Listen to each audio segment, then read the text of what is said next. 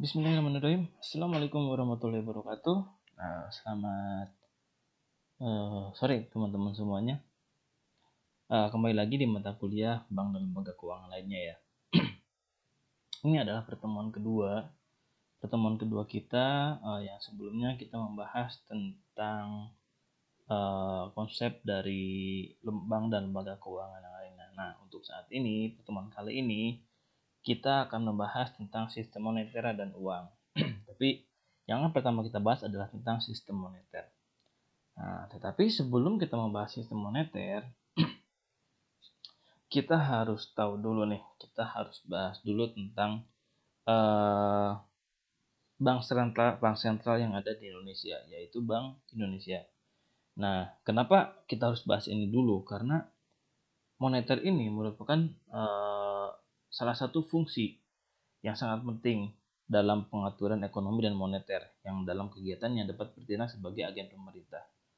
Nah, itu adalah fungsi dari bank sentral atau sering kita tahu itu adalah Bank Indonesia. Nah, jadi saya ulangin, kalau misalkan Bank Indonesia ini memiliki fungsi yang sangat penting dalam pengaturan ekonomi dan moneter yang dalam kegiatannya dapat bertindak sebagai agen pemerintah.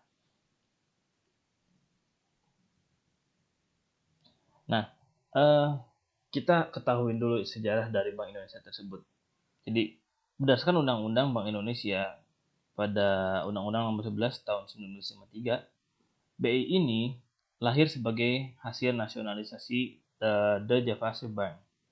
Jadi, melalui Undang-Undang Nomor 13 Tahun 1968 tentang Bank Sentral, peran BI sebagai Bank Sentral. Nah, akhirnya pada tanggal 17 Mei tahun 2000, dalam Undang-Undang Nomor 23 Tahun 99 ditetapkan sebagai pengganti Undang-Undang Nomor 13 Tahun 1968 yang isinya memberikan status dan kedudukan Bank Indonesia sebagai bank sentral yang independen dan bebas dari campur tangan pihak luar termasuk pemerintah. Nah, itu sejarah singkat dari Bank Indonesia. Nah, tujuan utama Bank Indonesia sebagai bank sentral adalah mencapai dan memelihara kestabilan nilai rupiah.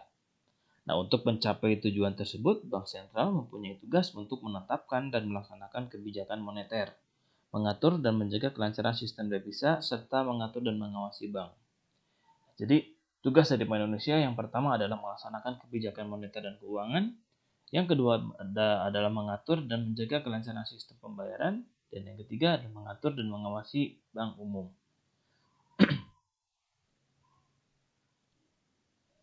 Oke, kita masuk ke dalam kebijakan moneter.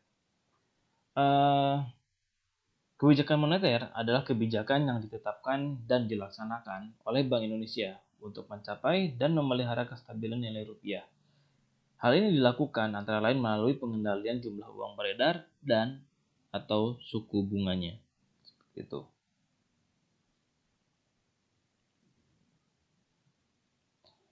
Nah, dalam kebijakan moneter ada 3 perangkat yang biasanya sering dibahas dalam sistem moneter. Yang pertama ada operasi pasar terbuka atau open market policy, yang kedua ada kebijakan diskonto atau discount rate policy, dan yang ketiga ada kebijakan cadangan wajib. Oke, kita bahas satu persatu. Yang pertama ada operasi pasar terbuka atau open market policy. Nah, operasi pasar terbuka adalah pembelian dan penjualan surat berharga oleh pemerintah melalui bank sentral. Meliputi kegiatan transaksi bank sentral di pasar uang, terus menjual atau membeli surat berharga di pasar uang. Nah, dalam operasi pasar terbuka ada yang dinamakan absorpsi dan injeksi. Jadi kalau misalkan absorpsi itu adalah mengurangi jumlah uang yang beredar, kalau misalkan injeksi ya adalah yaitu menambah jumlah uang yang beredar. Jadi dalam absorpsi, bank sentral itu melakukan atau menjual surat berharga.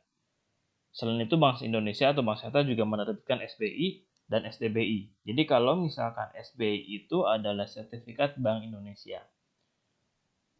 Surat sertifikat Bank Indonesia ini adalah surat berharga yang dikeluarkan oleh Bank Indonesia sebagai pengakuan utang berjangka waktu pendek, kalau nggak salah itu sekitar 1-3 bulan. dengan sistem diskon atau bunga dengan tujuan untuk mengontrol jumlah uang yang beredar dalam masyarakat. Nah, ini yang secara tidak langsung bisa mengendalikan laju inflasi. Dan juga SDBI. SDBI itu adalah Sertifikat Deposito Bank Indonesia. Ini sama-sama surat berharga. Jadi surat berharga dalam mata uang rupiah yang diterbitkan oleh BI sebagai pengakuan utang berjangka waktu pendek yang dapat diperdagangkan hanya antar bank aja. Nah, itu untuk absorpsi. Dan yang kedua, injeksi. Untuk injeksi yaitu adalah artinya menambah jumlah uang yang beredar. Dengan cara Bank Sentral atau Bank Indonesia membeli SBN yang dijual di pasar uang. SBN itu surat berharga negara kalau nggak salah. Nasional negara ya? Negara. Jadi Bank Sentral SBN itu adalah surat berharga negara. Nah, terus apa yang terjadi kalau misalkan kelebihan likuiditas? Kalau misalkan kelebihan likuiditas, apa yang harus kita lakukan? Nah, kita lakukan absorpsi dengan cara mengurangi jumlah uang yang beredar. Nah, kebalikannya, kalau misalkan kita kekurangan dari likuiditas, maka yang harus kita lakukan adalah melakukan injeksi, menambah jumlah uang yang beredar. Seperti itu. Dan untuk yang kedua, ada kebijakan diskon atau diskon rate policy. Nah, tingkat diskon ini adalah tingkat bunga pinjaman yang dibebankan bank sentral kepada bank komersial atau bank umum. Jadi di sini ada tabel dari bagian-bagiannya. Ada kolom tingkat diskon, terus bunga pinjaman yang harus dibayar, uang yang beredar. Ini kriterianya. Jadi kalau misalkan pada saat tingkat diskonnya naik dan bunga pinjaman yang naik, maka uang yang beredar itu pasti turun. Begitupun kebalikannya, kalau misalkan tingkat diskonnya lagi turun, bunga pinjaman yang harus dibayar juga turun, maka uang yang beredar itu harus naik. Seperti itu. Itu untuk tingkat diskon atau diskon rate policy. Dan perangkat kebijakan moneter yang ketiga adalah kebijakan cadangan wajib. Nah, cadangan minimum atau reserve requirement adalah ketentuan jumlah cadangan minimum yang harus dipegang oleh bank untuk menjamin simpanannya. Nah, di sini ada tabel risiko cadangan, cadangan bank, dan uang yang beredar. Jadi, ketika risiko cadangan tersebut dan cadangan bank tersebut naik, maka uang yang beredar itu turun.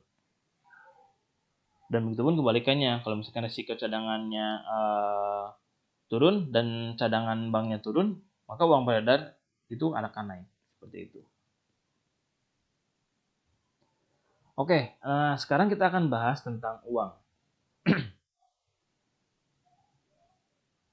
Seperti yang kita tahu ya, uang itu adalah sesuatu yang dapat diterima secara umum sebagai alat pembayaran dalam suatu wilayah tertentu, atau sebagai alat pembayaran utang, atau sebagai alat untuk melakukan pembelian barang dan jasa. Itu sebenarnya uang. Soalnya dalam keadaan seperti ini sulit untuk mencari orang yang tidak mengenal uang. Jadi uang pasti sudah digunakan untuk segala keperluan sehari-hari dan merupakan suatu kebutuhan dalam menggerakkan perekonomian suatu negara. Ya, bahkan uang yang mula-mula hanya digunakan sebagai alat tukar, nah sekarang ini sudah berubah menjadi multifungsi. Begitu pula jenis-jenis uang yang sudah demikian beragam, terutama yang digunakan sebagai alat tukar menukar. Seperti itu.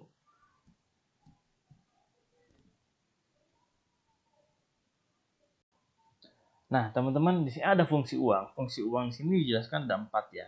Jadi yang pertama sebagai alat tukar menukar, sebagai satuan hitung, sebagai penimbun kekayaan, dan yang keempat sebagai standar pencicilan utang. Nah, dalam hal alat tukar menukar, jadi uang digunakan sebagai alat untuk membeli atau menjual suatu barang maupun jasa. Itu klasiknya. Dulu tuh uang fungsi seperti itu. Nah, terus fungsi uang sebagai satuan hitung. Nah, hal ini menunjukkan nilai dari barang dan jasa yang dijual atau yang dibeli. Dan ketiga ada penimbun kekayaan. Penimbun kekayaan itu uang yang disimpan menjadi kekayaan dapat berupa uang tunai atau uang yang disimpan di bank dalam bentuk rekening. Nah, terus yang keempat ada standar pencicilan utang. Dan hal ini mempermudah menentukan standar pencicilan utang piutang secara cepat dan tepat.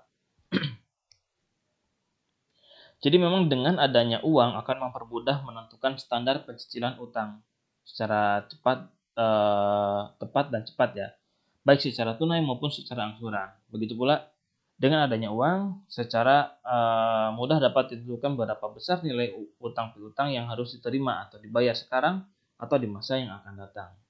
Nah, itu untuk standar pencicilan utangnya.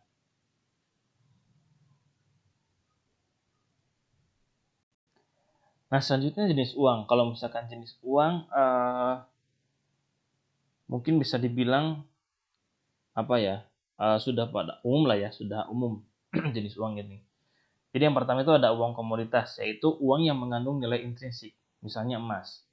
Dan kedua ada uang fiat, yaitu uang tanpa nilai intrinsik yang digunakan sebagai uang karena keputusan pemerintah. Terus ada juga uang tunai, yaitu uang yang sering kita bawa setiap hari. Lembaran kertas dan kepingan logam yang dinyatakan sebagai uang yang dipegang oleh masyarakat. Terus ada lagi rekening giro, yaitu saldo rekening di bank yang dapat diakses oleh penyimpannya dengan menulis cek. Seperti itu. Itu jenis-jenis uang.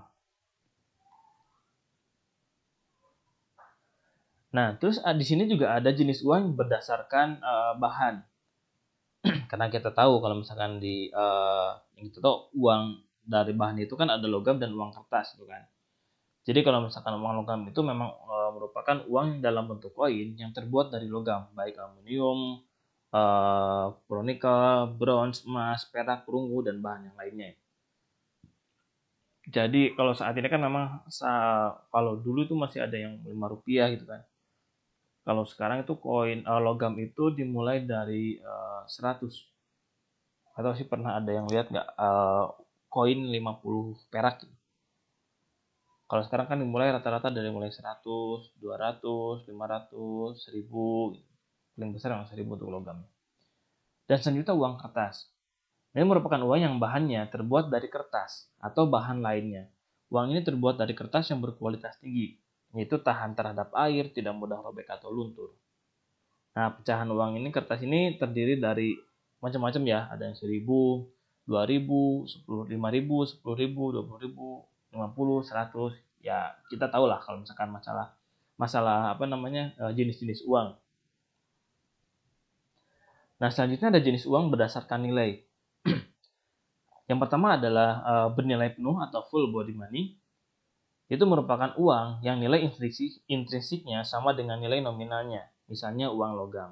Nah, kalau misalnya uang logam itu kan termasuk ke dalam full body money. Yang kedua ada tindak bernilai penuh atau representative full body money. Itu merupakan uang yang nilainya intrinsiknya lebih kecil dari nilai nominalnya, seperti uang kertas. Uang jenis ini itu sering disebut sebagai uang bertanda atau token money.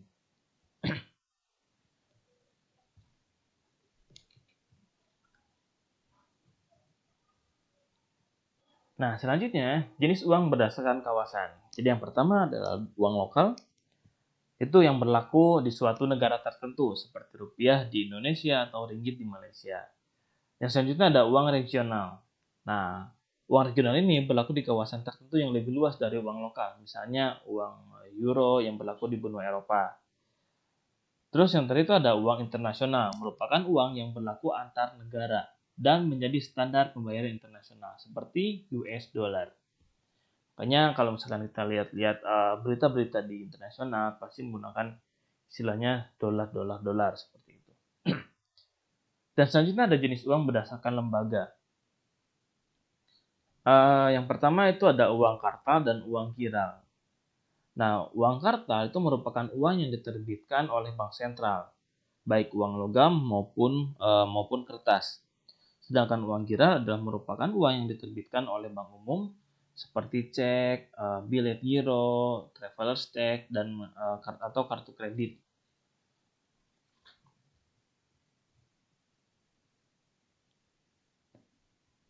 Seperti itu.